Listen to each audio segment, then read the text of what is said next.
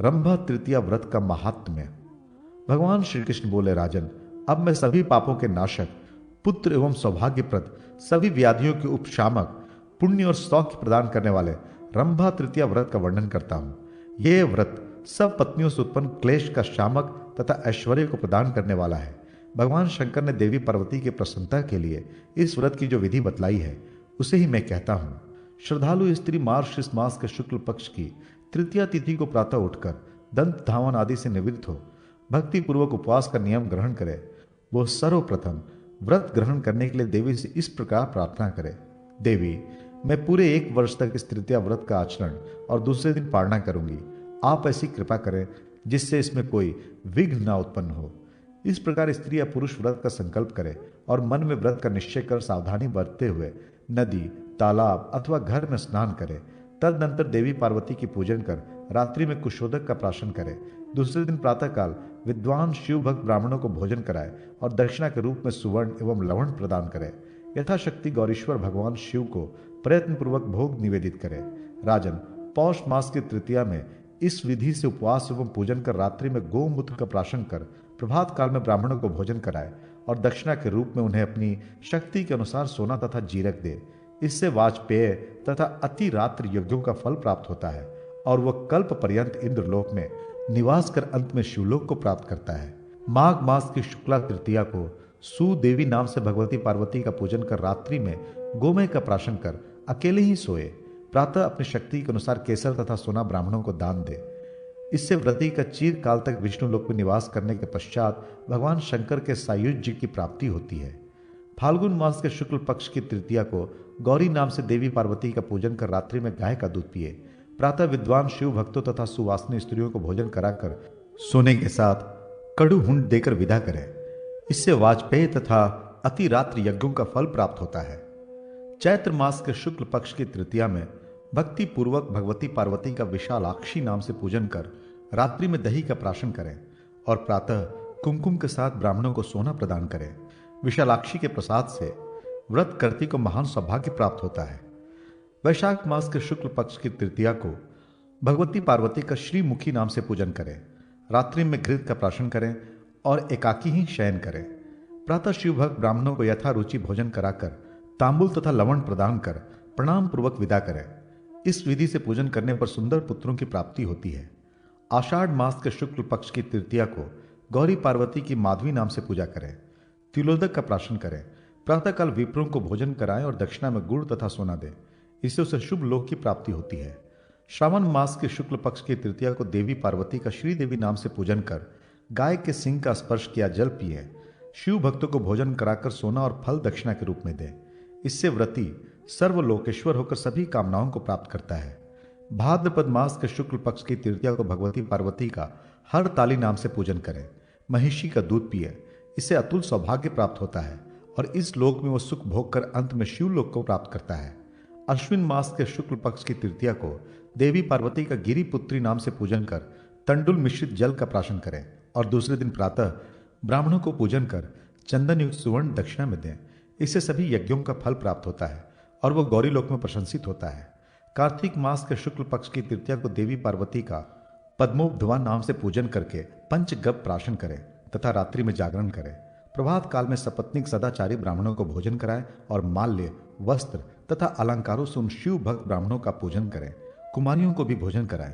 इस प्रकार वर्ष भर व्रत करने के पश्चात उद्यापन करना चाहिए।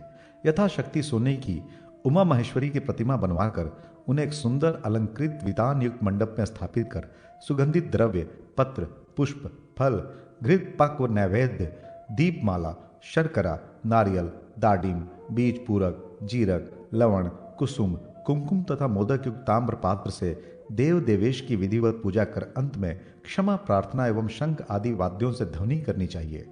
भगवान श्री कृष्ण जी बोले, राजन, इस विधि से देवी पार्वती का पूजन करने पर जो फल प्राप्त होता है उसका फल वर्णन करने में मैं भी समर्थ नहीं हूँ। वो पूर्वोक्त सभी फलों को प्राप्त करता है, सभी देवताओं के द्वारा पूजित होता है तथा 100 करोड़ कल्पों तक सभी कामनाओं का उपभोग करता हुआ अंत में शिव सायुज्य प्राप्त करता है। इसमें कोई संदेह नहीं।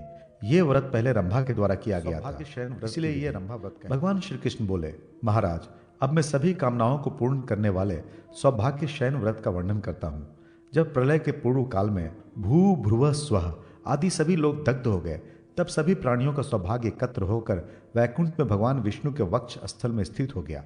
पुनः जब सृष्टि हुई तब आधा सौभाग्य ब्रह्मा जी के पुत्र दक्ष प्रजापति ने पान कर लिया, जिससे उनका रूप लावण्य, बल और तेज सबसे अधिक हो गया।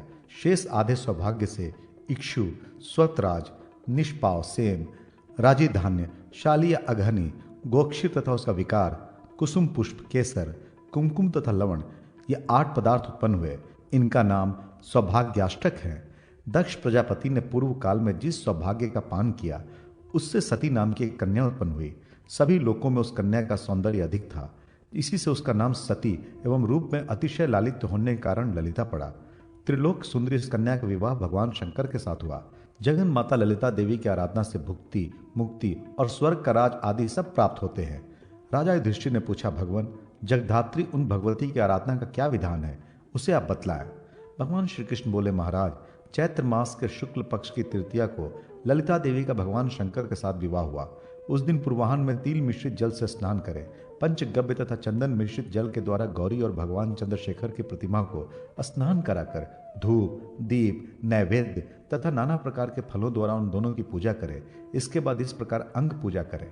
ओम पटलाय नमः, ओम शंभवे नमः, ऐसा कहकर पार्वती और शंभु के चरणों की, त्रियोगाय नमः, ओम शिवाय नमः से दोनों के गुल्फों की, विजयाय नमः, ओम भद्रेश्वराय नमः से दोनों के जानुओं की, ओम ईशान्याय नमः, ओम हरिकेशाय नमः से कटी प्रदेश की, ओम कुटवय नमः, ओम शूलिने नमः से कुक्षियों की, ओम मंगलाय नमः, ओम शर्वाय नमः से उदर की, ओम उमाय नमः, ओम रुद्राय नमः से कुच द्वय की, ओम अनंताय नमः, ओम त्रिपुरघ्नाय नमः से दोनों के हाथों की पूजा करें। ओम भवन्याय नमः, ओम भवाय नमः से दोनों के कंठ की, ओम गौरय नमः, ओम हराय नमः से दोनों के मुख की तथा ओम ललिताय नमः, ओम सर्वत्मने नमः से दोनों के मस्तक की पूजा करें। इस प्रकार विधिवत पूजन कर शिव पार्वती के सम्मुख सौभाग्याष्टक स्थापित कर उमा महेश्वरो प्रियताम कहकर उनकी प्रीति के लिए निवेदन करें। उस रात्रि में गो श्रृंगोदक का प्राशन कर भूमि पर ही शयन करना चाहिए। प्रातः द्विज दंपत्ति की वस्त्र माला तथा अलंकारों से पूजा कर स्वर्ण निर्मित गौरी तथा भगवान शंकर की प्रतिमा के साथ वो सौभाग्याष्टक ललिता प्रियताम ऐसा कहकर ब्राह्मणों को दे दे। इस प्रकार 1 वर्ष तक प्रत्येक मास की तृतीया को पूजा करनी चाहिए। चैत्र आदि 12 मासों में क्रमशः गौ के सिंग का जल, गोमय, मंदार पुष्प, विल्वपत्र, दही, कुशोदक, दूध, घृत, गोमूत्र, कृष्ण तिल और पंचगव्य का प्राशन करना चाहिए। ललिता, विजया, भद्रा, भवानी, कुमुदा, शिवा, वासुदेवी, गौरी, मंगला, कमला, सती तथा उमा, इन 12 नामों से क्रमशः 12 महीनों में दान के साथ प्रियताम कहकर उच्चारण करें। मल्लिका, अशोक, कमल, कदम, उत्पल, मालती, कुडुमल, करवीर, बाण, खिला हुआ पुष्प, कुमकुम और सिंधुवार, यह 12 महीनों की पूजा के लिए क्रमशः पुष्प कहे गए हैं। जपा कुसुम, कुसुम, मालती तथा कुंद के पुष्प प्रशस्त माने गए हैं। करवीर का पुष्प भगवती को सदा ही प्रिय है। इस प्रकार 1 वर्ष तक व्रत करके सभी सामग्रियों से युक्त उत्तम शैया पर स्वर्ण की उमा महेश्वरी की तथा स्वर्ण निर्मित गौ तथा वृषभ की प्रतिमा स्थापित कर उनकी पूजा करके ब्राह्मण को दे दें। इस व्रत के करने से सभी कामनाएं सिद्ध होती हैं और निष्काम भाव से करने पर नित्य व्रत प्राप्त होता है। स्त्री, पुरुष अथवा कुमारी जो कोई भी इस सौभाग्य शमन नामक व्रत को भक्ति पूर्वक करते हैं वे देवी के अनुग्रह से अपनी कामनाओं को प्राप्त कर लेते हैं। जो इस व्रत का महात्म्य श्रवण करते हैं वे दिव्य शक्ति प्राप्त कर स्वर्ग में जाते हैं। इस व्रत को कामदेव, चंद्रमा, कुबेर तथा और भी अन्य देवताओं ने किया है तथा अतः सब रस कल्याणनी तृतीया व्रत। राजा युधिष्ठिर ने कहा, भगवान अब आप सौभाग्य एवं आरोग्य प्रदायक, शत्रु विनाशक तथा भुक्ति मुक्ति प्रदायक कोई व्रत बतलाएं। भगवान श्री कृष्ण बोले, महाराज बहुत पहले की बात है। असुर संहारक भगवान शंकर ने अनेक कथाओं के प्रसंग में पार्वती जी से भगवती ललिता की आराधना की जो विधि बतलाई थी उसी व्रत का मैं वर्णन कर रहा हूँ। यह व्रत संपूर्ण पापों को नाश करने वाला तथा नारियों के लिए अत्यंत उत्तम है। इसे आप सावधान होकर सुने। वैशाख, भाद्रपद अथवा मार्गशीर्ष मास के शुक्ल पक्ष की तृतीया को श्वेत सरसों का उपटन लगाकर स्नान करें। गोरोचन, मोथा, गोमूत्र, दही, गोमय और चंदन इन सब को मिलाकर मस्तक में तिलक करें, क्योंकि यह तिलक सौभाग्य तथा आरोग्य को देने वाला है तथा भगवती ललिता को बहुत प्रिय है। प्रत्येक मास के शुक्ल पक्ष की तृतीया को सौभाग्यवती स्त्री रक्त वस्त्र, विधवा गेरू आदि से रंगा वस्त्र और कुमारी शुक्ल वस्त्र धारण कर पूजा करें। भगवती ललिता को पंचगव्य अथवा केवल दुग्ध से स्नान कराकर मधु और चंदन पुष्प मिश्रित जल से स्नान कराना चाहिए। स्नान के अनंतर श्वेत पुष्प, अनेक प्रकार के फल, धनिया, श्वेत जीरा, नमक, गुड़, दूध तथा घी का नैवेद्य अर्पण कर श्वेत अक्षत तथा तिल से ललिता देवी की अर्चना करें। प्रत्येक शुक्ल पक्ष में तृतीया तिथि को देवी की अर्चना करें। प्रत्येक शुक्ल पक्ष में तृतीया तिथि को देवी की मूर्ति के चरण से लेकर मस्तक पर्यंत पूजन करने का विधान इस प्रकार है। वरदाय नमः कहकर दोनों चरणों की, श्रीय नमः कहकर दोनों टखनों की, अशोकाय नमः कहकर दोनों पिंडलियों की, भवनय नमः कहकर घुटनों की, मंगल कारिण्य नमः कहकर उरुओं की, काम देव्य नमः कहकर कटी की, पद्मोद्वयाय नमः कहकर पेट की, काम श्रिय नमः कहकर वक्षस्थल की, सौभाग्य वासिन्याय नमः कहकर हाथों की, शशि मुख श्रेय नमः कहकर बाहुओं की, कंद प्रवासनीय नमः कहकर मुख की, पार्वतय नमः कहकर मुस्कान की, गौर्य नमः कहकर नासिका की, सुनित्राय नमः कहकर नेत्रों की, तुष्टय नमः कहकर ललाट की, कात्यायनय नमः कहकर उसके मस्तक की पूजा करें। तदनंतर गौर्य नमः, सुष्टय नमः, कांत्याय नमः, श्रिय नमः, रंभाय नमः, ललिताय नमः तथा वासुदेव्य नमः कहकर देवी के चरणों में बार बार नमस्कार करें। इसी प्रकार विधि पूर्वक पूजा कर मूर्ति के आगे कुमकुम से कार्णिका सहित 12 दल युक्त कमल बनाए। उसके पूर्व भाग में गौरी, अग्निकोण में अर्पणा, दक्षिण में भवानी, नेतृत्व में रुद्राणी, पश्चिम में सौम्या, वायव्य में मदन वासनी, उत्तर में पाटला तथा ईशान कोण में उमा की स्थापना करें। मध्य में लक्ष्मी, स्वाहा, स्वधा, तुष्टि, मंगला, कुमुदा, सती तथा रुद्राणी की स्थापना कर कर्णिका के ऊपर भगवती ललिता की स्थापना करें। तत्पश्चात गीत और मांगलिक वाद्यों का आयोजन कर श्वेत पुष्प एवं अक्षत से अर्चना कर उन्हें नमस्कार करें। फिर लाल वस्त्र, रक्त पुष्पों की माला और लाल अंगराग से सुवासिनी स्त्रियों का पूजन करें तथा उनके सिर में सिंदूर और केसर लगाएं, क्योंकि सिंदूर और केसर सती देवी को सदा अभिष्ट है।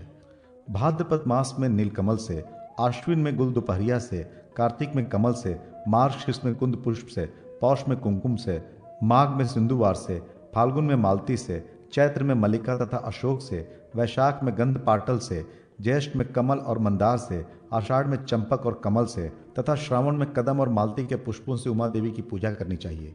भाद्रपद से लेकर श्रावण आदि 12 महीनों में क्रमशः गोमूत्र, गोमय, दूध, दही, घी, कुशोदक, बिल्व पत्र, मदार पुष्प, गो श्रृंगोदक, पंचगव्य और बेल का नैवेद्य अर्पण करें। प्रत्येक पक्ष की तृतीया में ब्राह्मण दंपति को निमंत्रित कर उनमें शिव पार्वती की भावना कर भोजन कराएं तथा वस्त्र, माला, चंदन आदि से उनकी पूजा करें। पुरुष को 2 पीतांबर तथा स्त्री को पीली साड़ियां प्रदान करें। फिर ब्राह्मणी स्त्री को सौभाग्याष्टक पदार्थ तथा ब्राह्मण को फल और स्वर्ण निर्मित कमल देकर इस प्रकार प्रार्थना करें। देवी, जिस प्रकार देवाधिदेव भगवान महादेव आपको छोड़कर अन्यत्र कहीं नहीं जाते, उसी प्रकार मेरे भी पतिदेव मुझे छोड़कर कहीं न जाए। पुनः कुमुदा, विमला, अनंता, भवानी, सुधा, शिवा, ललिता, कमला, गौरी, सती, रंभा और पार्वती इन नामों का उच्चारण करके प्रार्थना करें कि आप क्रमशः भाद्रपद आदि मासों में प्रसन्न हो। व्रत की समाप्ति में स्वर्ण निर्मित कमल सहित शैया दान करें और 24 अथवा 12 द्विज दंपतियों की पूजा करें। प्रत्येक मास में ब्राह्मण दंपतियों की पूजा विधि पूर्वक करें। अपने पूज्य गुरुदेव की भी पूजा करें। जो इस अनंत तृतीया व्रत का विधि पूर्वक पालन करता है वो 100 कल्पों से भी अधिक समय तक शिवलोक में प्रतिष्ठित होता है। निर्धन पुरुष भी यदि 3 वर्षों तक उपवास कर पुष्प और मंत्र आदि के द्वारा इस व्रत का अनुष्ठान करता है तो उसे भी यह फल प्राप्त होता है। साध्वा स्त्री, विधवा अथवा कुमारी जो कोई भी इस व्रत का पालन करती है वो भी गौरी की कृपा से उस फल को प्राप्त कर लेती है। जो इस व्रत के महात्म्य को पढ़ता अथवा सुनता है वो भी उत्तम लोकों को प्राप्त करता है। भगवान श्री कृष्ण बोले, महाराज अब एक व्रत और बता रहा हूँ जिसका नाम है रस कल्याणनी तृतीया। यह पापों का नाश करने वाला है। यह व्रत माघ मास के शुक्ल पक्ष की तृतीया को किया जाता है। उस दिन प्रातःकाल गो दुग्ध और तेल मिश्रित जल से स्नान करें। फिर देवी की मूर्ति को मधु और गन्ने के रस से स्नान कराएं तथा जाति पुष्पों एवं कुमकुम से अर्चना करें। अनंतर पहले दक्षिणांग की पूजा करें, तब वामांग की। अंग पूजा इस प्रकार करें, ललिताय नमः कहकर दोनों चरणों तथा दोनों टखनों की, सत्य नमः कहकर पिंडलियों और घुटनों की, श्रिय नमः कहकर उरुओं की, मदलसाय नमः कहकर कटी प्रदेश की, मदनाय नमः कहकर उदर की, मदन वासन्याय नमः कहकर दोनों स्तनों की, कुमुदाय नमः कहकर गर्दन की, माधवय नमः कहकर भुजाओं की तथा भुजा के अग्रभाग की, कमलाय नमः कहकर उपस्थ की, रुद्रनाय नमः कहकर भ्रू और ललाट की, शंकराय नमः कहकर पलकों की, विश्वसनाय नमः कहकर मुकुट की, कांतय नमः कहकर केशपास की, चक्रवधारण्य नमः कहकर नेत्रों की, पुष्टय नमः कहकर मुख की, उत्कंठय नमः कहकर कंठ की, अनंताय नमः कहकर दोनों कंधों की, रंभाय नमः कहकर वाम बाहों की, विशुकाय नमः कहकर दक्षिण बाहों की, मनमथाद्यय नमः कहकर हृदय की पूजा करें, फिर पाटलय नमः कहकर उन्हें बार बार नमस्कार करें। इस प्रकार प्रार्थना कर ब्राह्मण दंपत्ति की गंध माल्यादि से पूजा कर स्वर्ण कमल सहित जल पूर्ण घट प्रदान करें। इस विधि से प्रत्येक मास में पूजन करें और माघ आदि महीनों में क्रमशः लवण, गुड़, तेल, राई, मधु, पानक, जीरा, दूध, दही, घी, शाक, धनिया और शर्करा का त्याग करें। पूर्व कथित पदार्थों को उन मासों में नहीं खाना चाहिए। प्रत्येक मास में व्रत की समाप्ति पर करवे के ऊपर सफेद चावल, गोजिया, मधु, पूरी, घेवर, मंडक, दूध, शाक, दही, 6 प्रकार का अन्न, भिंडी तथा शाक वर्तिक रखकर ब्राह्मण को दान करना चाहिए। माघ मास में पूजा के अंत में कुमुदा प्रियताम ये कहना चाहिए। इसी प्रकार फाल्गुन आदि महीनों में माधवी, गौरी, रंभा, भद्रा, जया, शिवा, उमा, शची, सती, मंगला तथा रति लालसा का नाम लेकर प्रियताम ऐसा कहना चाहिए। सभी मासों के व्रत में पंचगव्य का प्राशन करें और उपवास करें। तदनंतर माघ मास आने पर करक पात्र के ऊपर पंचरत्न से युक्त अंगुष्ठ मात्र की पार्वती के स्वर्ण निर्मित मूर्ति की स्थापना करें। वस्त्र, आभूषण और अलंकार से उसे सुशोभित कर एक बैल और एक गाय भवानी प्रियताम ये कहकर ब्राह्मण को प्रदान करें। इस विधि के अनुसार व्रत करने वाला संपूर्ण पापों से उसी क्षण मुक्त हो जाता है और हजारों वर्षों तक दुखी नहीं होता। इस व्रत के करने से हजारों अग्निष्टोम यज्ञ का फल प्राप्त होता है। कुमारी, सधवा, विधवा या दुर्भगा जो भी हो, वह इस व्रत के करने पर गौरी लोक में पूजित होता है। इस विधान को सुनने या इस व्रत को करने के लिए औरों का उपदेश देने से भी सभी पापों से छुटकारा मिलता है और वो पार्वती के लोक में निवास करता है। भगवान श्री कृष्ण बोले, महाराज अब मैं तीनों लोकों में प्रसिद्ध आनंद प्रदान करने वाले, पापों का नाश करने वाले आर्द्रानंदकरी तृतीया व्रत का वर्णन करता हूँ। जब किसी भी महीने में शुक्ल पक्ष की तृतीया को पूर्वाषाढ़, उत्तराषाढ़ अथवा रोहिणी या मृगशिरा नक्षत्र हो तो उस दिन यह व्रत करना चाहिए।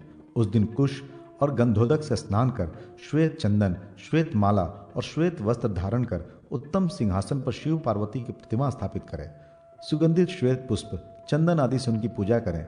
वासुदेव्य नमः, शंकराय नमः से गौरी शंकर के दोनों चरणों की, शोक विनाशनीय नमः, आनंदाय नमः से पिंडलियों की, रंभाय नमः, शिवाय नमः से ऊर की, आदित्य नमः, शूलपाणीय नमः से कटी की, माधवय नमः, भवाय नमः से नाभि की, आनंद कारणीय नमः, इंद्रधारिण्य नमः से दोनों स्तनों की, उत्कंठनीय नमः, नीलकंठाय नमः से कंठ की, उत्पल धारणीय नमः, रुद्राय नमः से दोनों हाथों की, परिरंभिणीय नमः, नृत्यशिलाय नमः से दोनों भुजाओं की, विलासिन्य नमः, वृषेशाय नमः से मुख की, सस्मरशिलाय नमः, विश्ववक्त्राय नमः से मुस्कान की, मदन वासनीय नमः, विश्वधामनीय नमः से नेत्रों की, रतिप्रियाय नमः, तांडवेशाय नमः से भ्रुवों की, इंद्रनाय नमः, हव्यवाय नमः से ललाट की तथा स्वाहाय नमः, पंचशराय नमः कहकर मुकुट की पूजा करें।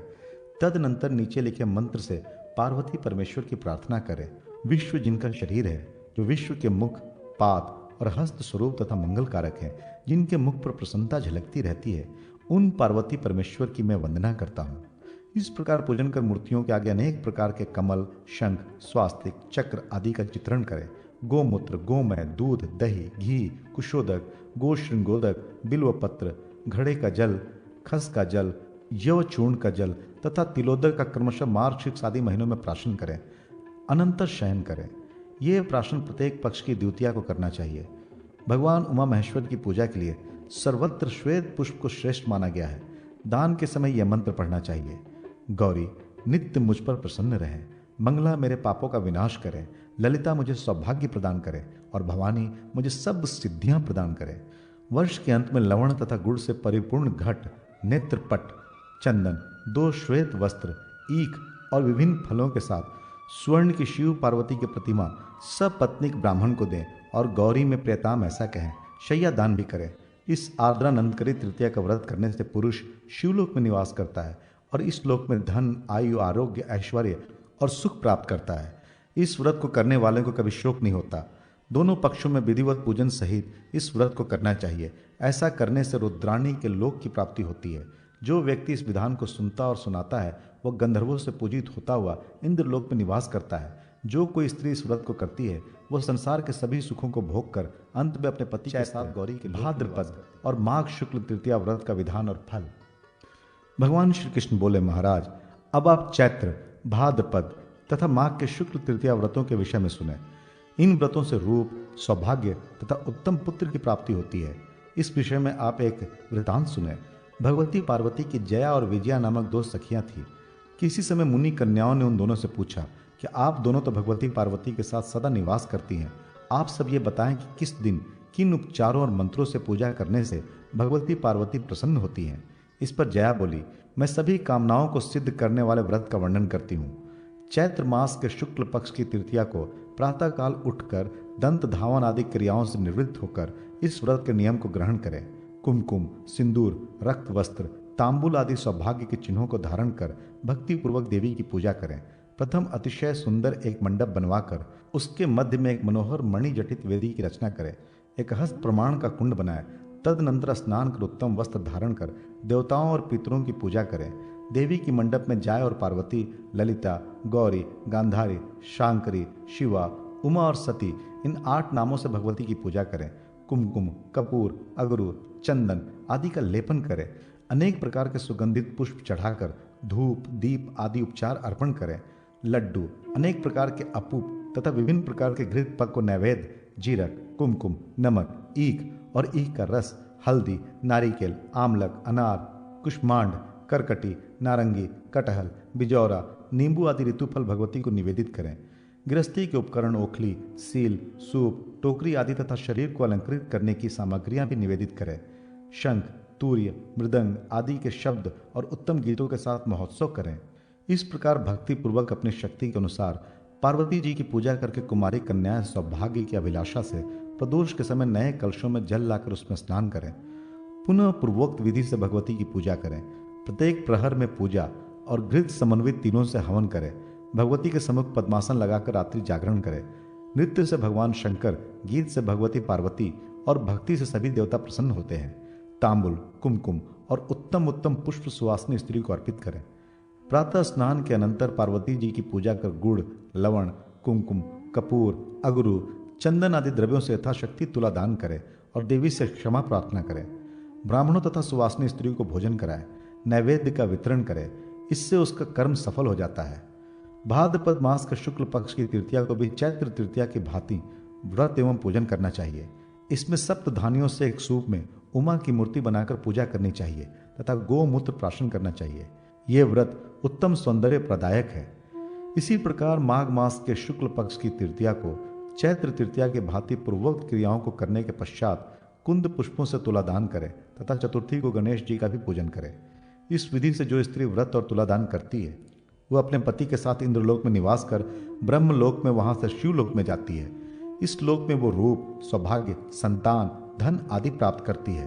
उसके वंश में दुर्भगा कन्या और दूर निर्मित पुत्र कभी उत्पन्न नहीं होता। घर में दरिद्रय, रोग, शोक आदि नहीं होते। जो कन्या इस व्रत को करती है तथा ब्राह्मण की पूजा करती है वह अभिष्ट वर प्राप्त या संसार का सुख। महाराज युधिष्ठिर ने कहा, भगवान आपने शुक्ल पक्ष के अनेक तृतीया व्रतों को बतलाया, अब आप अनंतरेय व्रत का स्वरूप बतलाएं। भगवान श्री कृष्ण बोले, महाराज ब्रह्मा, विष्णु और महेश ने देवताओं को बतलाया है कि ये अनंतराय व्रत अत्यंत गुह है। फिर भी मैं आपसे इस व्रत का वर्णन करता हूँ। इस व्रत का आरंभ मार्गशीर्ष मास के शुक्ल पक्ष की तृतीया से करना चाहिए। द्वितीया के दिन रात में व्रत कर तृतीया को उपवास करें। गंध पुष्प आदि से उमा देवी का पूजन कर शर्करा और पूरी का नैवेद्य समर्पित करें। स्वयं दही का प्राशन कर रात्रि में शयन करें। प्रातःकाल उठकर भक्तिपूर्वक ब्राह्मण दंपति को भोजन कराएं। इस विधि से जो स्त्री व्रत करती है वो संपूर्ण अश्वमेघ यज्ञ के फल को प्राप्त करती है। मार्गशीर्ष मास के शुक्ल पक्ष की तृतीया को भगवती कात्यायनी के पूजन में नारिकेल समर्पित कर दुग्ध का प्राशन करें। काम क्रोध को त्याग कर रात्रि में शयन करें एवं प्रातः उठकर ब्राह्मण दंपति का पूजन करें। ऐसा करने से अनेक यज्ञों का फल प्राप्त होता है। पौष मास के शुक्ल पक्ष की तृतीया को उपवास कर गौरी का पूजन करें। लड्डू का नैवेद्य निवेदित करें और घृत का प्राशन कर शयन करें। प्रातः उठकर सपत्नीक ब्राह्मण का पूजन करें। इससे महान यज्ञ का फल मिलता है। इसी प्रकार पौष की कृष्ण तृतीया को भगवती पार्वती की पूजा करें और नैवेद्य अर्पण करें। रात में पूरी और गोमय का प्राशन करना चाहिए। प्रातःकाल ब्राह्मण दंपत्ति का पूजन करें, इससे अश्वमेघ यज्ञ का फल प्राप्त होता है। माघ मास के शुक्ल पक्ष की तृतीया को भगवती पार्वती का सूर्य नायिका नाम से पूजन करके खाड़ और बिल्व का नैवेद्य समर्पित करें। कुशोदक का प्राशन कर जितेंद्रिय रहें, भूमि पर शयन करें। प्रातः ब्राह्मण दंपत्ति को भोजन कराएं, इससे स्वर्ण दान का फल मिलता है। इसी प्रकार माघ कृष्ण तृतीया को पवित्र होकर आर्य नाम से पार्वती की पूजन कर भक्ष्य पदार्थों का नैवेद्य समर्पित कर मधु का प्राशन करें। देवी के आगे शयन करें। दूसरे दिन भक्ति पूर्वक ब्राह्मण दंपत्ति का पूजन करें, इससे वाजपेयी यज्ञ का फल मिलता है। फाल्गुन मास के शुक्ल पक्ष की तृतीया को पवित्र होकर उपवास करें और देवी पार्वती का भद्रा नाम से पूजन कर कासार का नैवेद्य निवेदित करें। शर्करा का प्राशन कर रात्रि में शयन करें। प्रातःकाल सपत्नीक ब्राह्मण को भोजन कराएं, इससे सौत्रमणि याग का फल प्राप्त होता है। इसी प्रकार कृष्ण पक्ष की तृतीया में विशालाक्षी नाम से भगवती पार्वती का पूजन कर पूरी का भोग लगाएं। जल तथा चावल निवेदित कर भूमि पर शयन करें। प्रातःकाल सपत्नीक ब्राह्मण को भोजन कराएं, इससे अग्निष्ठोम यज्ञ का फल प्राप्त होता है। चैत्र मास के शुक्ल पक्ष की तृतीया को जितेंद्रिय और पवित्र होकर भगवती पार्वती का श्री नाम से पूजन करें। दही बड़ा का नैवेद्य निवेदित करें, बिल्व पत्र का प्राशन करें एवं देवी का ध्यान करते हुए विश्राम करें। प्रातःकाल भक्ति पूर्वक ब्राह्मण दंपत्ति की पूजा करें, इससे राजसूय यज्ञ का फल प्राप्त होता है। इस प्रकार कृष्ण द्वितीया को देवी की काली नाम से पूजा करें, अपूप का नैवेद्य निवेदित करें, पीठी का प्राशन करें और रात्रि में विश्राम करें। प्रातःकाल सपत्नीक ब्राह्मण को भोजन कराएं, इससे अतिरात्र यज्ञ का फल प्राप्त होता है। वैशाख मास के शुक्ल पक्ष की तृतीया को जितेंद्रिय होकर उपवास करें। भगवती पार्वती की चंडिका नाम से पूजा कर मधु निवेदित करें। श्रीखंड चंदन से लिप्त कर देवी के सम्मुख विश्राम करें। प्रातःकाल सपत्नीक ब्राह्मण की पूजा करें, इससे चंद्रायण व्रत का फल मिलता है। ऐसे ही कृष्ण पक्ष की तृतीया को विमत्सर होकर उपवास करें। देवी की काल रात्रि नाम से गंध, पुष्प, धूप, दीप आदि से पूजा करें। घी तथा जौ के आटे से बना नैवेद्य निवेदित करें। तिल का प्राशन कर रात्रि में शयन करें। प्रातःकाल सपत्नीक ब्राह्मण को भोजन कराएं, इससे अतिकृष्ट व्रत का फल प्राप्त होता है। ज्येष्ठ मास के शुक्ल पक्ष की तृतीया को उपवास कर पार्वती की पूजा शुभ नाम से करें तथा आम्र फल का नैवेद्य निवेदित करें एवं आंवले का प्राशन कर गौरी का ध्यान करते हुए सुखपूर्वक सोएं। प्रातःकाल सपत्नीक ब्राह्मण को भोजन कराएं, इससे तीर्थ यात्रा का फल प्राप्त होता है। इसी प्रकार ज्येष्ठ कृष्ण तृतीया को सुवासिनी स्त्री उपवास करें। स्कंद माता की पूजा कर भोग लगाएं। पंचगव्य का प्राशन कर देवी के सामने शयन करें। प्रातःकाल ब्राह्मण दंपत्ति की पूजा करें, इससे कन्यादान का फल प्राप्त होता है। आषाढ़ मास के शुक्ल पक्ष की तृतीया को सती का पूजन कर दही का नैवेद्य समर्पित करें। गोर श्रृंग जल का प्राशन कर शयन करें। प्रातः ब्राह्मण दंपत्ति का पूजन करें, इससे कन्यादान का फल प्राप्त होता है। पुनः आषाढ़ मास के कृष्ण पक्ष की तृतीया में कुष्मांडी का पूजन कर गुड़ और घृत के साथ सत्तू का नैवेद्य अर्पित करें। कुशोदक का प्राशन कर शयन करें। प्रातःकाल ब्राह्मण दंपत्ति की पूजा करें, इससे गो सहस्त्र दान का फल प्राप्त होता है। श्रावण मास के शुक्ल पक्ष की तृतीया को उपवास कर चंद्र घंटा का पूजन करें। कुलमाश को नैवेद्य रूप में समर्पित कर पुष्पोदक का प्राशन कर शयन करें। प्रातःकाल ब्राह्मण दंपत्ति का पूजन करें, ऐसा करने से अभय दान का फल प्राप्त होता है। इसी प्रकार श्रावण की कृष्ण तृतीया को रुद्राणी नाम से पार्वती का पूजन कर सिद्ध पिंड आदि नैवेद्य के रूप में समर्पित करें। तिलकुट का प्राशन करें। प्रातः सपत्नीक ब्राह्मण का पूजन करें, इससे इष्टापूर्ति यज्ञ का फल प्राप्त होता है।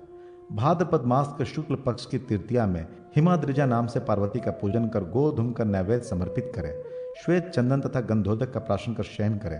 प्रातः सपत्नीक ब्राह्मण का पूजन करें, इससे सैकड़ों उद्यान लगाने का फल प्राप्त होता है। भाद्रपद कृष्ण तृतीया को दुर्गा की पूजा करें। गुड़ युक्त पिष्ट और फल नैवेद्य समर्पित करें। गोमूत्र का प्राशन कर शयन करें। प्रातः सपत्नीक ब्राह्मण की पूजा करें, इससे सदा व्रत का फल प्राप्त होता है। आश्विन में उपवास कर नारायणी नाम से पार्वती का पूजन कर पकवान का नैवेद्य समर्पित करें। रक्त चंदन का प्राशन कर रात्रि में शयन करें। प्रातः ब्राह्मण दंपत्ति का पूजन करें, इससे अग्निहोत्र यज्ञ का फल प्राप्त होता है। आश्विन कृष्ण तृतीया को स्वस्ति नाम से पार्वती की पूजा करें। गुड़ के साथ शालिदन समर्पित करें। कुसुम के बीजों पर प्राशन कर रात्रि में विश्राम करें। प्रातःकाल सपत्नीक ब्राह्मण को भोजन कराएं, इससे ग्वालिक, अन्न, घास आदि से दिन भर गो सेवा करने का फल प्राप्त होता है। कार्तिक मास के शुक्ल पक्ष की तृतीया को स्वाहा नाम से पार्वती का पूजन कर घृत, खाण और खीर का नैवेद्य समर्पित करें। कुमकुम केसर का प्राशन कर शयन करें और प्रातः ब्राह्मण दंपत्ति की पूजा करें, इससे एक भुक्त व्रत का फल प्राप्त होता है। कार्तिक की कृष्ण तृतीया को स्वधा नाम से पार्वती का पूजन कर मूंग की खिचड़ी का नैवेद्य समर्पित करें और घी का प्राशन कर रात्रि में शयन करें। प्रातः सपत्नीक ब्राह्मण का पूजन करें, इससे नक्त व्रत का फल प्राप्त होता है। इस प्रकार वर्ष भर प्रत्येक मास एवं पक्ष की तृतीया को व्रतादि करने से व्रती संपूर्ण पापों से मुक्त और पवित्र हो जाता है। व्रत पूर्ण कर उद्यापन इस प्रकार करना चाहिए। मार्गशीर्ष मास के शुक्ल पक्ष की तृतीया को उपवास कर शास्त्र रीति से एक मंडप बनाकर स्वर्ण की शिव पार्वती की प्रतिमा बनवाए। उन प्रतिमाओं के नेत्रों में मोती और नीलम लगाए, ओष्ठों में मूंगा और कानों में रत्न कुंडल पहनाए। भगवान शंकर को यज्ञोपवीत और पार्वती जी को हार से अलंकृत कर क्रमशः श्वेत और रक्त वस्त्र पहनाए। चतुसम, एक ऐसा गंध द्रव्य जो कस्तूरी, चंदन, कुमकुम और कपूर के समान भाग के योग से बनता है, से सुशोभित करे। तदनंतर गंध, पुष्प, धूप आदि उपचारों से मंडल में पूजन कर अग्रु का हवन करें। इसमें अपराजिता भगवती की अर्चना करें। मृतिका प्राशन कर रात में जागरण करें। गीत, नृत्य आदि उत्सव करें। सूर्योदय पर्यंत जप करें। प्रातः उत्तम मंडल बनाकर मंडल में शैया पर शिव पार्वती की प्रतिमा स्थापित करें। वितान, ध्वज, माला, किंकणी, दर्पण आदि से मंडप को सुशोभित करें। अनंतर शिव पार्वती की पूजा करें। सपत्नीक ब्राह्मण को भोजनादि से संतुष्ट करें। पान निवेदित कर प्रार्थना करें कि हे भगवान शिव पार्वती, आप दोनों मुझ पर प्रसन्न होवें। इसके बाद उच्छिष्ट स्थान को पवित्र कर लें। तत्पश्चात सुवर्ण से मंडित सिंह तथा चांदी से मंडित खुर वाली कांस्य दोहन पात्र से युक्त, लाल वस्त्र से आच्छादित, घंटा आदि आवरणों से युक्त पैस्वनी लाल रंग की गौ की प्रदक्षिणा कर दक्षिणा के साथ जूता, खड़ाऊं, छाता एवं अनेक प्रकार के भक्ष्य पदार्थ गुरु को समर्पित करें। पुनः शिव पार्वती को प्रणाम कर गुरु के चरणों में प्रणाम कर क्षमा मांगे। इस प्रकार इस अनंतरेय व्रत की समाप्ति करें। जो स्त्री या पुरुष इस व्रत को करता है वह दिव्य विमान में बैठकर गंधर्व लोक, यक्ष लोक, देवलोक तथा विष्णु लोक में जाता है। वहां वह बहुत समय तक उत्तम भोगों को भोग कर शिवलोक को प्राप्त करता है और फिर भूमि पर जन्म लेकर प्रतापी चक्रवर्ती राजा होता है। व्रत करने वाले उस स्त्री उसकी पटरानी होती है। जिस प्रकार शिव जी के साथ पार्वती, इंद्र के साथ शची, वशिष्ठ के साथ अंधरुति, विष्णु के साथ लक्ष्मी, ब्रह्मा के साथ सावित्री सदा विराजमान रहती है, उसी प्रकार वो नारी भी जन्म जन्म तक अपने पति के साथ सुख भोगती है। इस व्रत को करने वाली नारी पति से वियुक्त नहीं होती तथा पुत्र, पौत्र आदि सभी वस्तु प्रसंग में धर्म वाणी का चरित्र। भगवान श्री कृष्ण बोले, महाराज अब आप वैशाख मास के शुक्ल पक्ष की अक्षय तृतीया की कथा सुने। इस दिन स्नान, दान, जप, होम, स्वाध्याय, तर्पण आदि जो भी कर्म किए जाते हैं वे सब अक्षय हो जाते हैं। सतयुग का आरंभ इसी तिथि को हुआ था, इसलिए इसे कृत योगादि तृतीया भी कहते हैं। यह संपूर्ण पापों का नाश करने वाली एवं सभी सुखों को प्रदान करने वाली है। इस संबंध में एक आख्यान प्रसिद्ध है, आप उसे सुने। शाकल नगर में प्रिय और सत्यवादी, देवता और ब्राह्मणों का पूजक धर्म नामक एक धर्मात्मा वणिक रहता था। उसने एक दिन कथा प्रसंग में सुना कि यदि वैशाख शुक्ल की तृतीया रोहिणी नक्षत्र एवं बुधवार से युक्त हो तो उस दिन का दिया हुआ दान अक्षय हो जाता है। यह सुनकर उसने अक्षय तृतीया के दिन गंगा में अपने पितरों को तर्पण किया और घर आकर जल और अन्न से पूर्ण घट, सत्तू, दही, चना, गेहूं, गुड़, ईख, खाड़ और स्वर्ण श्रद्धापूर्वक ब्राह्मणों को दान दिया। कुटुंब में आसक्त रहने वाली उसकी स्त्री उसे बार बार रोकती थी, किंतु वह अक्षय तृतीया को अवश्य दान करता था। कुछ समय के बाद उसका देहांत हो गया। अगले जन्म में उसका जन्म द्वारका नगरी में हुआ और वह वहां का राजा बना। दान के प्रभाव से उसे ऐश्वर्य और धन की कोई सीमा न थी। उसने पुनः बड़ी बड़ी दक्षिणा वाले यज्ञ किए। वो ब्राह्मणों को गौ, भूमि, स्वर्ण आदि देता रहता था और दिन दुखियों को भी संतुष्ट करता था, किंतु उसके धन का कभी ह्रास नहीं होता था। यह उसके पूर्व जन्म में अक्षय तृतीया के दिन दान देने का फल था। महाराज, इस तृतीया का फल अक्षय है। अब इस व्रत का विधान सुने। सभी रस, अन्न, शहद, जल से भरे घड़े, तरह तरह के फल, जूता आदि तथा ग्रीष्म ऋतु में उपयुक्त सामग्री, अन्न, गौ, भूमि, स्वर्ण, वस्त्र, जो पदार्थ अपने को प्रिय और उत्तम लगे उन्हें ब्राह्मणों को देना चाहिए। यह अतिशय रहस्य की बात मैंने आपको बतलाई। इस तिथि में किए गए कर्म का क्षय नहीं होता, इसलिए मुनियों ने इसका नाम भगवान श्री कृष्ण बोले, महाराज अब मैं पंचमी कल्प में शांति व्रत का वर्णन करता हूँ। इसके करने से गृहस्थों को सब प्रकार की शांति मिलती है। कार्तिक मास के शुक्ल पक्ष की पंचमी से लेकर 1 वर्ष पर्यंत खट्टे पदार्थों का भोजन न करें। नक्त व्रत कर शेष नाग के ऊपर स्थित भगवान विष्णु का पूजन करें और निम्नलिखित मंत्रों से उनके अंगों की पूजन करें। ओम अनंताय नमः पादौ पूजयामी से भगवान विष्णु के दोनों पैरों की। ओम धृतराष्ट्राय नमः कटि पूजयामी से कटि प्रदेश की। ओम तक्षकाय नमः उदर पूजयामी से उदर देश की। ओम कर्कुटकाय नमः उरह पूजयामी से हृदय की। ओम पद्माय नमः कर्णो पूजयामी से दोनों कानों की। ओम महापद्माय नमः दोरयुंग पूजयामी से दोनों भुजाओं की। ओम शंख पालाय नमः वक्ष पूजयामी से वक्ष स्थल की। ओम कुलिकाय नमः शिरः पूज्यामि से उनके मस्तक की पूजा करें। तदनंतर मौन हो भगवान विष्णु को दूध से स्नान कराए, फिर दुग्ध और तिलों से हवन करें। वर्ष पूरा होने पर नारायण तथा शेष नाग की स्वर्ण प्रतिमा बनवाकर उनका पूजन कर ब्राह्मणों को दान दे। साथ ही उसे स्वसा गौ, पायस से पूर्ण कांस्य पात्र, 2 वस्त्र और यथाशक्ति स्वर्ण भी प्रदान करे। तत्पश्चात ब्राह्मण भोजन कराकर व्रत समाप्त करें। जो व्यक्ति इस व्रत को भक्तिपूर्वक करता है वह नित्य शांति प्राप्त करता है और उसे नागवती व्रत का विधान एवं फल। राजा युधिष्ठिर ने पूछा, भगवान किस व्रत के करने से वाणी मधुर होती है, प्राणी को सौभाग्य प्राप्त होता है, विद्या में अति कौशल प्राप्त होता है, पति पत्नी का और बंधुजनों का कभी वियोग नहीं होता तथा दीर्घ आयुष्य प्राप्त होता है, उसे आप बतलाएं। भगवान श्री कृष्ण बोले, राजन आपने बहुत उत्तम बात पूछी है। इन फलों को देने वाले सारस्वत व्रत का विधान आप सुने। इस व्रत के कीर्तन मात्र से भी भगवती सरस्वती प्रसन्न हो जाती हैं। इस व्रत को वत्सरारंभ में चैत्र मास के शुक्ल पक्ष की पंचमी को आदित्यवार से प्रारंभ करना चाहिए। इस दिन भक्ति पूर्वक ब्राह्मण के द्वारा स्वस्ति वाचन कराकर गंध, श्वेत माला, शुक्ल अक्षत और श्वेत वस्त्रादि उपचारों से वीणा, अक्षमाला, कमंडलू तथा पुस्तक धारण की हुई एवं सभी अलंकारों से अलंकृत भगवती गायत्री की पूजन करें। फिर हाथ जोड़कर इन मंत्रों से प्रार्थना करें। देवी, जिस प्रकार लोक पितामह ब्रह्मा आपका परित्याग कर कभी अलग नहीं रहते, उसी प्रकार आप हमें भी वर दीजिए कि हमारा भी कभी अपने परिवार के लोगों से वियोग ना हो। हे देवी, वेदादि संपूर्ण शास्त्र तथा नृत्य गीत आदि जो भी विद्याएं हैं वे सभी आपके अधिष्ठान में ही रहती हैं, वे सभी मुझे प्राप्त हो। हे भगवती सरस्वती देवी, आप अपनी लक्ष्मी, मेधा, वरा, रिष्टि, गौरी, तुष्टि, प्रभा तथा मति इन 8 मूर्तियों के द्वारा मेरी रक्षा करें। इस विधि से प्रार्थना कर मौन होकर भोजन करें। प्रत्येक मास के शुक्ल पक्ष की पंचमी को सुवासिनी स्त्रियों का भी पूजन करें और उन्हें तिल तथा चावल, घृत पात्र, दुग्ध तथा स्वर्ण प्रदान करें और देते समय गायत्री प्रियताम ऐसा उच्चारण करें। सायंकाल तक मौन रहें। इस प्रकार वर्ष भर व्रत करें। व्रत की समाप्ति पर ब्राह्मण को भोजन के लिए पूर्ण पात्र में चावल भरकर प्रदान करें। साथ ही 2 श्वेत वस्त्र, स्वत्सा गौ, चंदन आदि भी दें। देवी को निवेदित किए गए वितान, घंटा, अन्न आदि पदार्थ भी ब्राह्मण को दान कर दें। पूज्य गुरु को भी वस्त्र, माल्य तथा धन धान से पूजन करें। इस विधि से जो पुरुष सारस्वत व्रत करता है वह विद्वान, धनवान और मधुर कंठ वाला होता है। भगवती सरस्वती की कृपा से वो वेद व्यास के समान कवि हो जाता है। नारी भी यदि इस व्रत का पालन करे तो पंचमी व्रत का फल प्राप्त। राजा युधिष्ठिर ने पूछा, भगवान तीनों लोकों में लक्ष्मी दुर्लभ है, पर व्रत, होम, तप, जप, नमस्कार आदि किस कर्म के करने से स्थिर लक्ष्मी प्राप्त होती है?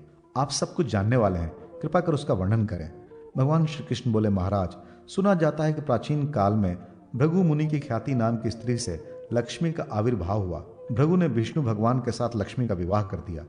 लक्ष्मी भी संसार के पति भगवान विष्णु को वर के रूप में प्राप्त कर अपने को कृतार्थ मानकर अपने कृपा कटाक्ष से संपूर्ण जगत को आनंदित करने लगी। उन्हीं से प्रजाओं में क्षेम और सुभिक्ष होने लगा। सभी उपद्रव शांत हो गए। ब्राह्मण हवन करने लगे, देवगण हविष्य भोजन प्राप्त करने लगे और राजा प्रसन्नतापूर्वक चारों वर्णों की रक्षा करने लगे। इस प्रकार देवगणों को अतीव आनंद में निमग्न देखकर विरोचन आदि दैत्यगण लक्ष्मी की प्राप्ति के लिए तपस्या एवं यज्ञ याग आदि करने लगे। वे सब भी सदाचारी और धार्मिक हो गए। फिर दैत्यों के पराक्रम से सारा संसार आक्रांत हो गया। कुछ समय बाद देवताओं को लक्ष्मी का मद हो गया। उन लोगों के शौच, पवित्रता, सत्यता और सभी उत्तम आचार नष्ट होने लगे। देवताओं को सत्य आदि शील तथा पवित्रता से रहित देखकर लक्ष्मी दैत्यों के पास चली गई और देवगण श्री विहीन हो गए।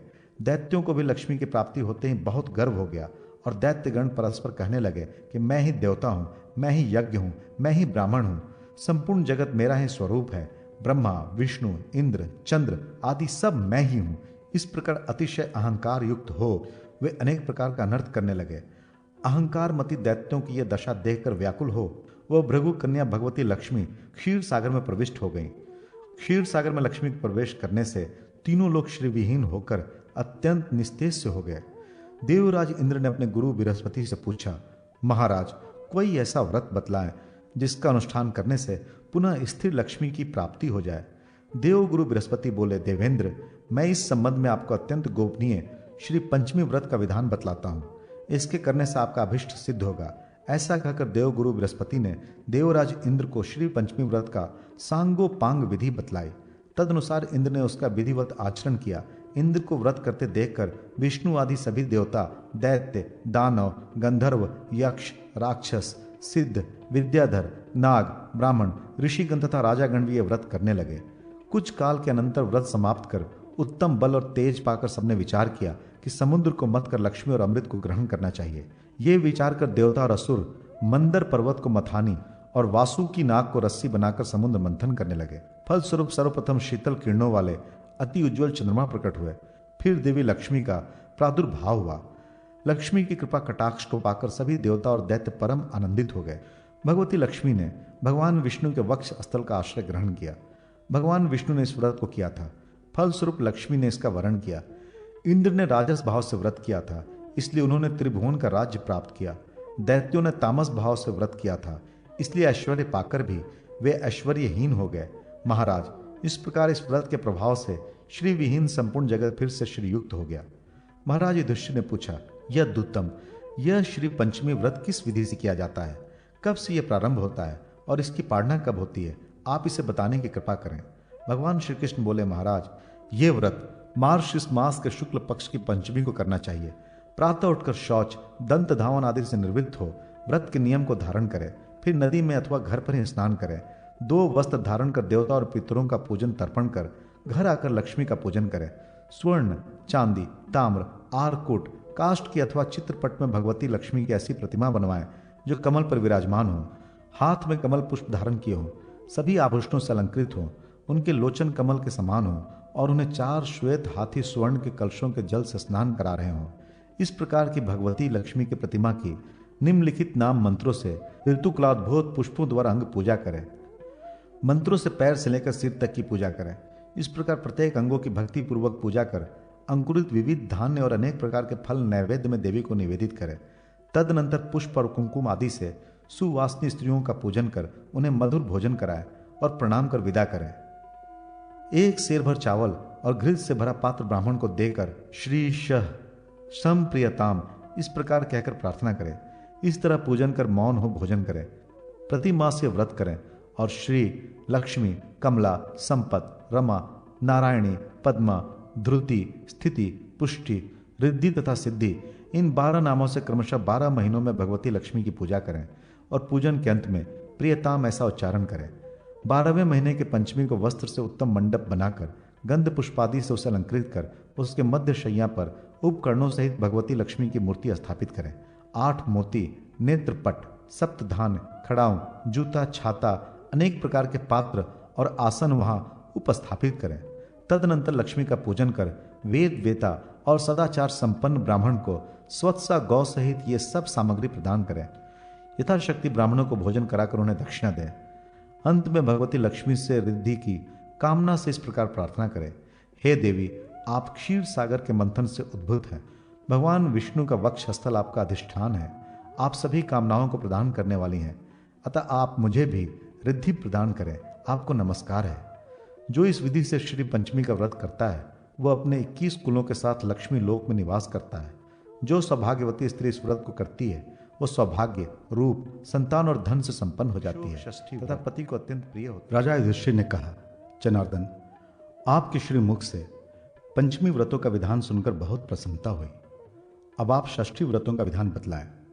मैंने सुना है कि षष्ठी को भगवान सूर्य की पूजा करने से सभी व्याधियां शांत हो जाती हैं और सभी कामनाएं पूर्ण हो जाती हैं। भगवान श्री कृष्ण बोले, महाराज, सर्वप्रथम मैं विशोक षष्ठी व्रत का विधान बतलाता हूं। इस तिथि को उपवास करने से मनुष्य को कभी शोक नहीं होता। माघ मास के शुक्ल पक्ष की पंचमी को प्रभात काल में उठकर दंत धावन करें।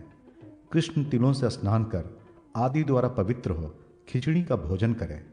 रात्रि में ब्रह्मचर्य पूर्वक रहे। दूसरे दिन षष्ठी को प्रभात काल में उठकर स्नान आदि से पवित्र हो जाए।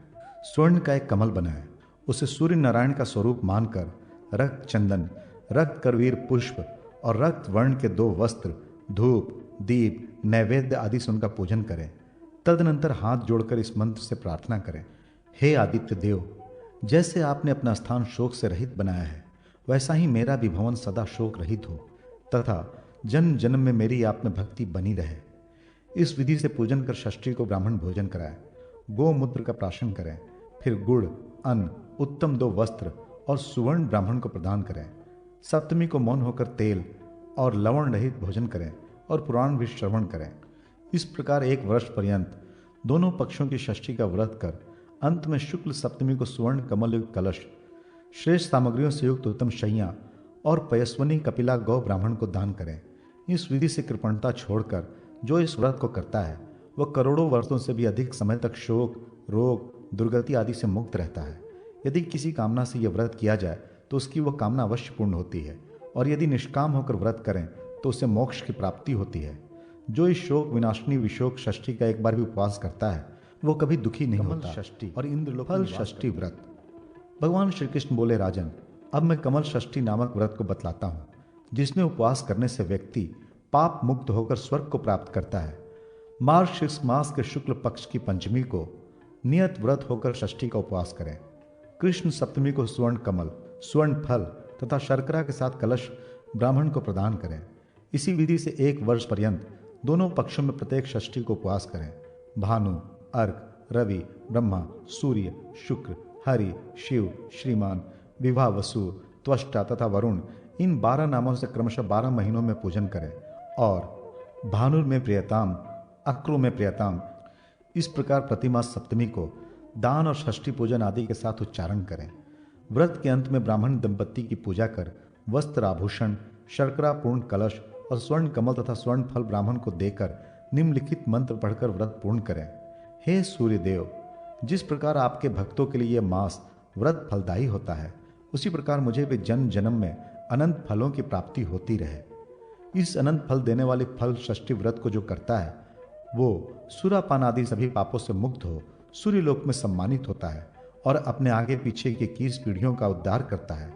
जो इसका महात्म्य श्रवण करता है वो भी कल्याण का भागी हो। भगवान श्री कृष्ण बोले, राजन, अब मैं सभी पापों को दूर करने वाला तथा समस्त कामनाओं को पूर्ण करने वाले मंदार षष्ठी नामक व्रत का विधान बतलाता हूँ।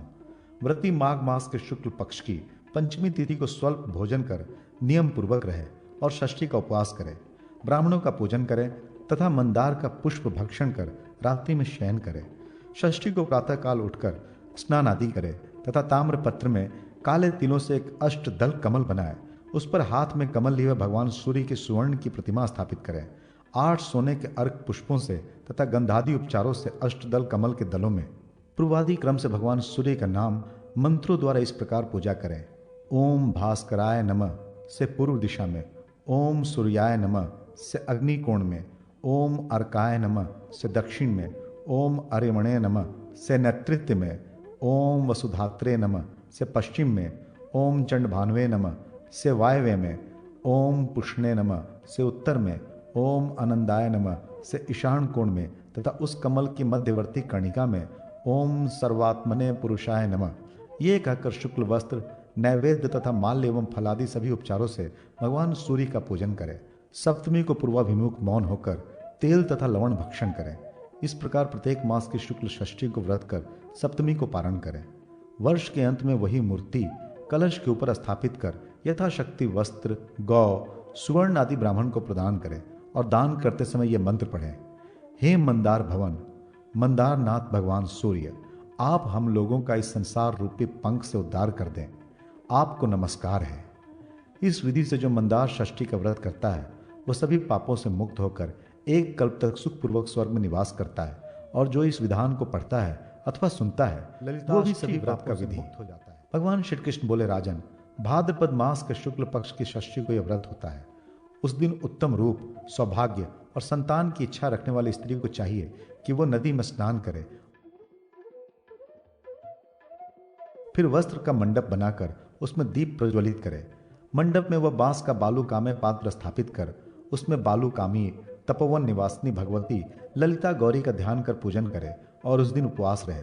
तदनंतर चंपक, करवीर, अशोक, मालती, नीलोत्पल, केतकी तथा तगर पुष्प, इनमें से प्रत्येक की 108 या 28 पुष्पांजलि अक्षतों के साथ मंत्र से दे। इस प्रकार से पूजन करने के पश्चात तरह तरह के सोहाल, मोदक आदि पकवान, कुष्मांड, ककड़ी, बिल्व, करेला, बैगन, करंज आदि फल भगवती ललिता को निवेदित करें और धूप, दीप, वस्त्र, आभूषण आदि भी समर्पित करें। इस विधि से पूजन कर रात्रि को जागरण करें तथा गीत नृत्य आदि उत्सव करें। दूसरे दिन प्रातः गीत वाद्य सहित मूर्ति को नदी के समीप ले जाएं। वहां पूजन कर पूजन सामग्री ब्राह्मण को निवेदित कर दें और भगवती ललिता की बालू कामी मूर्ति को नदी में विसर्जित कर दें। घर आकर हवन करें और देवता, पितर, मनुष्य तथा सुवासिनी स्त्रियों का पूजन करें। 15 कुमारी कन्याओं को और उतने ही ब्राह्मणों को अनेक प्रकार के स्वादिष्ट भोजनों से संतुष्ट कर दक्षिणा प्रदान करें और ललिता प्रीतियुक्ता अस्तु ये कहकर उन्हें विदा करें। जो पुरुष अथवा स्त्री इस ललिता षष्ठी व्रत को करते हैं उन्हें संसार में कोई पदार्थ दुर्लभ नहीं रहता।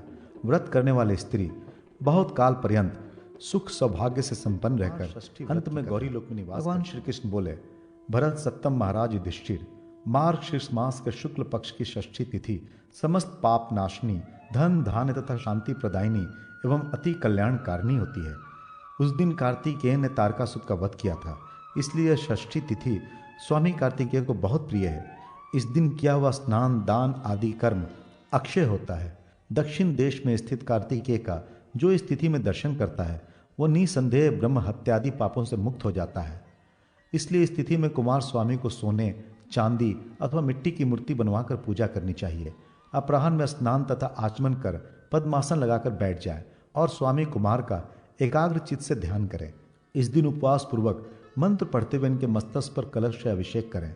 इस प्रकार अभिषेक कर भगवान सूर्य का पूजन करें। तदनंतर गंध, पुष्प, धूप, नैवेद्य आदि उपचारों द्वारा कृतिका पुत्र कार्तिकेय की मंत्र से पूजा करें। दक्षिण देशोत्पन्न अन्न, फल और मलय चंदन भी चढ़ाएं। इसके बाद स्वामी कार्तिकेय की परम प्रिय छाग, कुक्कुट, क्लापयुक्त मयूर तथा उनकी माता भगवती पार्वती इनका प्रत्यक्ष पूजन करें अथवा इनकी स्वर्ण की प्रतिमा बनाकर पूजन करें।